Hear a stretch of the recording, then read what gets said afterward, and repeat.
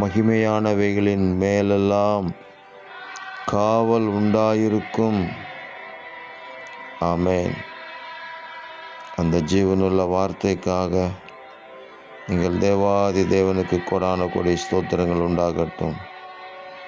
எங்களுக்கு நிழலாகவும் அடைக்கலமாகவும் மறைவிடமாகவும் எங்கள் தேவன் எங்களுக்கு இருக்கிறதற்காக உங்களுக்கு ஸ்தோத்திரம்.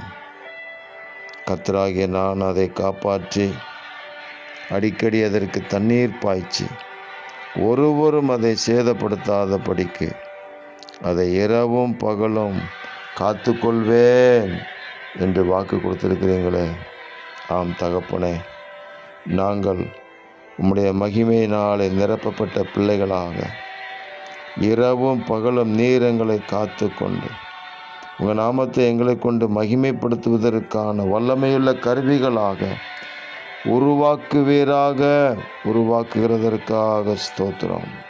நீர் எங்களை காப்பாற்றி தண்ணீர் பாய்ச்சி ஒருவரும் சேதப்படுத்தாதபடிக்கு எங்களை காத்து கொள்வதற்காக உங்களுக்கு ஸ்தோத்திரம். கன மகிமை புகழ்ச்சி உமக்கு ஒருவருக்கு உண்டாகட்டும்.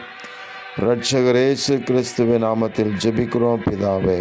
ஆமென், ஆமென், ஆமென்.